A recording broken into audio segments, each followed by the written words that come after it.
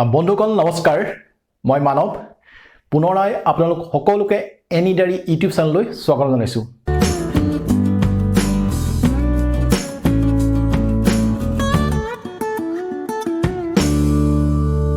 আশা কৰো বন্ধুসকল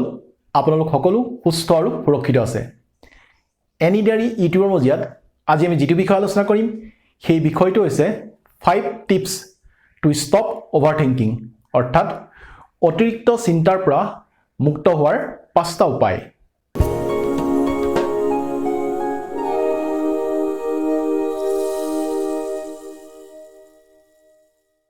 মানুহৰ জীৱনত কিন্তু কোনো এটা দুখ বা সমস্যা এনে বাঢ়ি নাযায় যেতিয়া আমাৰ মন মগজু কোনো এটা কথা বা সমস্যাক লৈ অতিকৈ বেছি চিন্তিত হৈ পৰি ব্যস্ত হৈ পৰো তেতিয়া দেখা যায় যে সমস্যাটো আমাৰ কাৰণে বাঢ়ি অহা যেন লাগে কেতিয়াবা দেখা যায় যে মানুহে যেটো কথা বা সমস্যাক লৈ ইমানকৈ বেছি চিন্তিত হৈ ব্যস্ত হৈ পৰে সেই কথাটো কেতিয়াবা আকৌ কোনো বাস্তৱ ভিত্তি নাথাকে আৰু সমস্যাটোক লৈ মানুহে একো কৰিব নোৱাৰে গতিকে কোনো এটা কথা বা সমস্যাক লৈ যেতিয়া মানুহ অতিকৈ বেছি চিন্তিত হৈ পৰো তেতিয়া দেখা যায় যে আমাৰ জীৱনৰ পৰা সুখ আৰু আনন্দবোৰ কমে আঁতৰি যায় আৰু আমি সুখৰ মুখ নেদেখা হৈ পৰো ফলত হয়তো আমাৰ জীৱনৰ প্ৰতি বিতৃষ্ণা আহি পৰে জীৱনটো আমাৰ অসাৰ যেন লাগে আৰু জীৱনৰ প্ৰতি আমাৰ মায়ামোহ কমে নাইকিয়া হৈ যায় আমি বিচাৰিলেও কেতিয়াও কোনো ব্যক্তি বা পৰিস্থিতিক আমাৰ নিজৰ মতে সলনি কৰি ল'ব নোৱাৰো পাৰো যদি কেৱল আমাৰ নিজৰ মনক কন্ট্ৰোল কৰি নিজক সলনি কৰিব পাৰিম আপোনাৰ জীৱনত যদি কোনো ব্যক্তিয়ে সকলোতকৈ বেছি দুখ বা সমস্যাৰ সৃষ্টি কৰিছে তেন্তে সেই ব্যক্তিজন আন কোনো নহয় হেয়া হৈছে কেৱল মাত্ৰ আপুনি নিজে আৰু আপোনাৰ চিন্তাধাৰা অৰ্থাৎ there is nothing in this world that can trouble as much as your own thought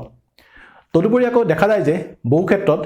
বিভিন্ন সমস্যা সৃষ্টি হোৱাৰ মূল কাৰণেই হৈছে ওভাৰথিংকিং অৰ্থাৎ ওভাৰথিংকিং is the biggest cause of unhappiness so stop overthinking যি মানুহে জীৱনত কোনো এটা কথা বা পৰিস্থিতিক লৈ যথেষ্ট সমস্যাৰ সন্মুখীন হয় আৰু এই সমস্যাটোৰ পৰা যদি ওলাই আহিব নোৱাৰে তেন্তে আজিৰ খণ্ডৰ ভিডিঅ'টোত 5 টিপস টু ষ্টপ ওভাৰথিংকিং অৰ্থাৎ অতিৰিক্ত চিন্তাৰ পৰা মুক্ত হোৱাৰ যি বিশেষ 5টা উপায় আমি আলোচনা কৰিম সেই উপায়কেইটা যদি মানুহজনে তেওঁৰ জীৱনত আকোৱালি লৈ সফলভাৱে প্ৰয়োগ কৰে নিশ্চিতভাৱে তেওঁৰ জীৱনটো অতি সহজ হৈ পৰিব গতিকে বন্ধুসকল আহকচোন 5 টিপস টু ষ্টপ ওভাৰথিংকিং অৰ্থাৎ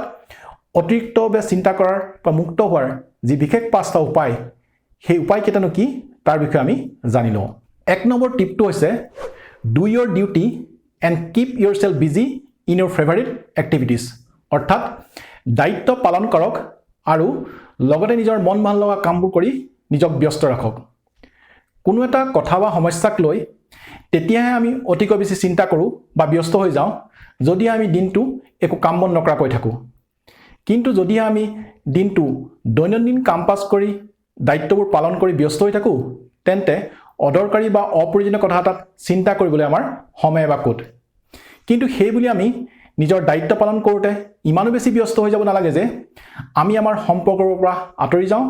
আৰু জীৱনত অকলশৰীয়া হৈ পৰোঁ life is all about balance অতিমাত্ৰা ব্যস্ত হোৱা আৰু কম ব্যস্ত হোৱা দুইটাই কিন্তু ভাল কথা নহয় যদি আমি জীৱনত অতিমাত্ৰা ব্যস্ত হৈ যাওঁ তেতিয়াও কিন্তু আকৌ আমাৰ জীৱনটোত কিছুমান খেলিমেলি হোৱা দেখা যায় সেয়ে দায়িত্ব পালন কৰাৰ লগতে যদি আমি আমাৰ নিজৰ মন ভাল লগা কামবোৰ কৰোঁ যেনে যিবোৰ কাম কৰিলে আমাৰ মনত শান্তি আৰু প্ৰসন্নতা লাভ কৰোঁ সাহস উদ্যম আৰু অনুপ্ৰেৰণা লাভ কৰোঁ যাৰ দ্বাৰা দায়িত্ব পালন কৰোঁতে আমি কেতিয়াও মনত বৰ ফিল নকৰোঁ আৰু দায়িত্ববোৰ আমাৰ বাবে কেতিয়াও বোজা হৈ নপৰে সেই বন্ধুসকল অদৰকাৰী আৰু অপ্ৰয়োজনীয় কথাত মনোনিৱেশ নকৰি দায়িত্ব পালন কৰাৰ লগতে যদি আমি আমাৰ মন ভাল লগা কামবোৰ কৰি ইচ্ছাবোৰ পূৰণ কৰি যাওঁ তেতিয়াহে কিন্তু আমি আমাৰ জীৱনৰ মাদকতা উপভোগ কৰিব পাৰিম 2 নম্বৰ টিপটো হৈছে take care of your health নিজৰ শৰীৰৰ যত্ন লওক কেতিয়াবা দেখা যায় যে কোনো মানুহে যিকোনো এটা সৰু কথাতেই যথেষ্ট বেছি পৰিমাণে চিন্তা কৰে বা টেনচন লয় ফলত তেওঁলোকৰ স্বাস্থ্য বা শৰীৰৰ ক্ৰমান্বয়ে অৱনতি হোৱা দেখা যায় যাৰ ফলত তেওঁলোকৰ কোনো কথা বা কামতেই মন নোহোৱা হৈ পৰে জীৱনটো তেওঁলোকৰ বাবে অসাৰ হৈ পৰে আৰু হয়তো কেতিয়াবা তেওঁলোকৰ ডিপ্ৰেছন বা ফ্ৰাষ্ট্ৰেশ্যনৰ শিকাৰ হয় সেয়ে কোৱা হয় যে health is the number one wealth, অৰ্থাৎ আমাৰ স্বাস্থ্য বা শৰীৰটোৱে হৈছে মানুহৰ বাবে সকলোতকৈ ডাঙৰ সম্পদ। কিন্তু বহু লোকে এই কথাটো আকৌ জানিও অৱজ্ঞা কৰা দেখা যায়। দৈনন্দিন কৰ্মব্যস্ততাৰ বাবে আমি আমাৰ শৰীৰটোক যথেষ্ট পৰিমাণে ব্যৱহাৰ কৰোঁ, কিন্তু সেইমতে আমাৰ শৰীৰটোক যত্ন বা ধ্যান দিয়া দেখা নাযায়। বহুতে আকৌ এইধৰণে ভাবে, ক'তা মইচোন ঠিকেই আছোঁ, সকলোবোৰচোন ঠিকেই চলি আছে, কিন্তু তেওঁ এইটো অনুভৱ নকৰে যে দৈনন্দিন কৰ্মব্যস্ততাৰ বাবে তেওঁ শৰীৰটোক যথেষ্ট পৰিমাণে ব্যৱহাৰ কৰাৰ ফলত নিজৰ স্বাস্থ্যৰ ভিতৰি অৱনতি হৈছে বা ইমিউনি ছিষ্টেমটো উইক হৈ গৈছে। ফলত যিকোনো সময়তে যিকোনো এটা বেমাৰে তেওঁক আক্ৰমণ কৰাৰ সম্ভাৱনা থাকে। সেয়েহে দৈনন্দিন কৰ্মব্যস্ততাৰ মাজতো আমি সময় উলিয়াই লৈ এইটো আমি হেবিট কৰি ল'ব লাগিব যে পৰিস্থিতি লাগিলে যিয়েই নহওক আমি আমাৰ শৰীৰৰ যত্ন ল'ম। তেতিয়াহে আমি এটা সুস্থ সবল মন লৈ বা শৰীৰ লৈ জীৱনটো উপভোগ কৰিব পাৰিম। ৩ নম্বৰ টিপটো হৈছে ছেট গ'লছ ইন লাইফ। জীৱনত কিছুমান লক্ষ্য নিৰ্ধাৰণ কৰি লওক। আমি সকলোৱেই জীৱনত কিছুমান লক্ষ্যৰ উদ্দেশ্য নিৰ্ধাৰণ কৰি তাৰ ওপৰত এখোজ এখোজকৈ কাম কৰি যোৱা উচিত। আমাৰ সপোনবোৰ কেতিয়াও ডাঙৰ বা অসম্ভৱ নহয়। যদিহে আমি আমাৰ জীৱনত লক্ষ্যৰ উদ্দেশ্য নিৰ্ধাৰণ কৰি সেই লক্ষ্যৰ উদ্দেশ্যৰ ওপৰত একাগ্ৰতাৰ অন্তঃকৰণে যদি কাম কৰি যাওঁ, তেতিয়াহ'লে নিশ্চিতভাৱে সফলতা অৰ্জনৰ দিশে আমি এখোজ এখোজকৈ আগবাঢ়ি যাব পাৰিম। যি লোকে নিজৰ জীৱনত লক্ষ্যৰ উদ্দেশ্য স্থিৰ কৰি একাগ্ৰতাৰ অন্তঃকৰণে নিজৰ সপোনবোৰ বাস্তৱত ৰূপায়িত কৰিবলৈ কাম কৰি যায়, সেই লোকৰ কোনো অদৰকাৰী বা অপ্ৰয়োজনীয় কথাত চিন্তা কৰাৰ বাবে সময় বা ক'ত, যিহেতু তেওঁলোকে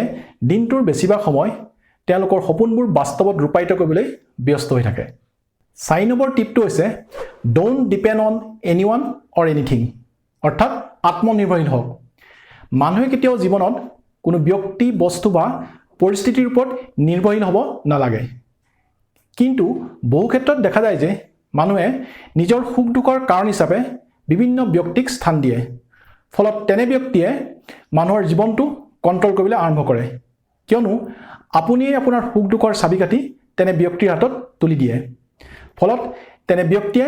যেতিয়া আপোনাক সুখ দিয়ে তেতিয়া আপুনি সুখী হয়, আৰু যেতিয়া আপোনাক কন্দুৱায় তেতিয়া আপুনি দুখী হয়। এইদৰে যদি মানুহে কোনো ব্যক্তিৰ ওপৰত নিৰ্ভৰশীল হৈ পৰে তেতিয়া মানুহ মানসিকভাৱে দুৰ্বল হৈ পৰে। কিন্তু এজন আত্মবিশ্বাসী আৰু সবল মানসিকভাৱে শক্তিশালী ব্যক্তিয়ে কেতিয়াও বেলেগৰ ওপৰত নিৰ্ভৰশীল নহয়। হয়, এইটো কথা আমি মানিবই লাগিব যে সম্পৰ্কবোৰে আমাৰ জীৱনত অতিশয় গুৰুত্বপূৰ্ণ ভূমিকা পালন কৰে। কিন্তু সম্পৰ্কবোৰ যদি সঁচা আৰু পবিত্ৰ হয় তেতিয়াহ'লে কেতিয়াও কিন্তু আমি এজনে আনজনৰ ওপৰত নিৰ্ভৰ কৰিব লগা নহয়। মানুহ যেতিয়ালৈকে আপোনাৰ ওপৰত নিৰ্ভৰশীল হৈ থাকিব তেতিয়ালৈকে আপুনি কেতিয়াও দুখী হ'ব নালাগে। কিন্তু যেতিয়াই আপুনি মানুহৰ ওপৰত নিৰ্ভৰশীল হ'ব তেতিয়াই কিন্তু আপুনি জীৱনত সুখী হৈ থাকিব নোৱাৰে। গতিকে বন্ধুসকল, জীৱনত যদি আপোনালোকে সুখী হৈ থাকিবলৈ বিচাৰে তেন্তে কেতিয়াও আপোনাৰ সুখ বা আনন্দৰ কাৰণ হিচাপে কোনো ব্যক্তিক স্থান নিদিব। আপোনাক যদি জীৱনত কোনোবাই সুখ আৰু আনন্দ দিব পাৰিব তেন্তে সেইজন ব্যক্তি হৈছে কেৱল মাত্ৰ আপুনি। গতিকে যি ব্যক্তিয়ে এই কথাটো পাহৰি যায় তেওঁৱেই জীৱনত পলে পলে দুখ অনুভৱ কৰে আৰু হয়তো কেতিয়াবা কান্দিব লগাটো পৰে। ৫ নম্বৰ টিপটো হৈছে মেডিটেট ৰেগুলাৰলি, অৰ্থাৎ নিয়মিতভাৱে ধ্যান বা সাধনা কৰক। মানুহে জীৱনত যিটো কথা সকলোতকৈ বেছি গুৰুত্ব নিদিয়ে বা অৱজ্ঞা কৰে সেই কথাটোৱে হৈছে মেডিটেশ্যন, অৰ্থাৎ ধ্যান বা সাধনা। মানুহে যদি জীৱনত মেডিটেশ্যন নকৰে তেতিয়াহ'লে মেণ্টেলি আৰু ইম'চনেলি ষ্ট্ৰং হ'বলৈ যথেষ্ট অসুবিধা হয়। ফলত জীৱনৰ লক্ষ্য নিৰ্ধাৰণ কৰাত আৰু সম্পৰ্কবোৰ সুচাৰুৰূপে পালন কৰাত ব্যৰ্থ হয়। কিন্তু যি লোকে দৈনিক মেডিটেশ্যন কৰে তেনেলোকে মেণ্টেলি আৰু ইম'চনেলি ইমানেই শক্তিশালী হয় যে জীৱনলৈ অহা যিকোনো এটা সমস্যা অতি সহজতে অতিক্ৰম কৰি ওলাই আহে। কিন্তু কথাটো এনেকুৱা নহয় যে আমি যেতিয়া বিপদত পৰিম তেতিয়াহে মেডিটেশ্যন কৰিম। মেডিটেশ্যন কৰাটো যদি আমি এটা দৈনিক হেবিট অৰ্থাৎ অভ্যাসত পৰিণত কৰি ল'ব পাৰোঁ তেতিয়াহ'লে দেখা যায় যে আমি মেণ্টেলি আৰু ইম'চনেলি ষ্ট্ৰং হৈ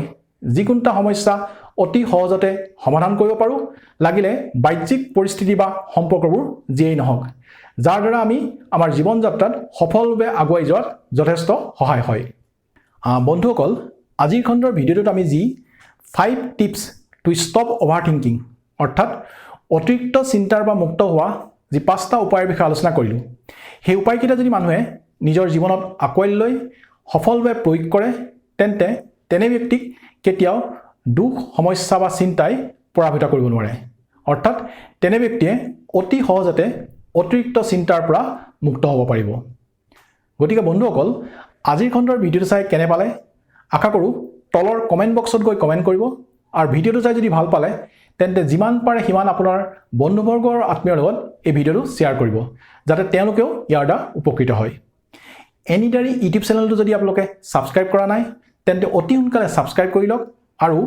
স্ক্ৰীনত দেখা বেল আইকনত প্ৰেছ কৰি দিয়ক যাতে আগন্তুক দিনবোৰত এনিডাৰি ইউটিউবৰ মজিয়াত এইদৰে বিভিন্ন বিষয়ৰ ওপৰত আমি যিবোৰ ভিডিঅ' আপলোড কৰিম তাৰ যাতে আপডেট আপোনালোকে সময়ে পাই থাকে বন্ধুসকল আজিলৈ আহোঁ নমস্কাৰ ধন্যবাদ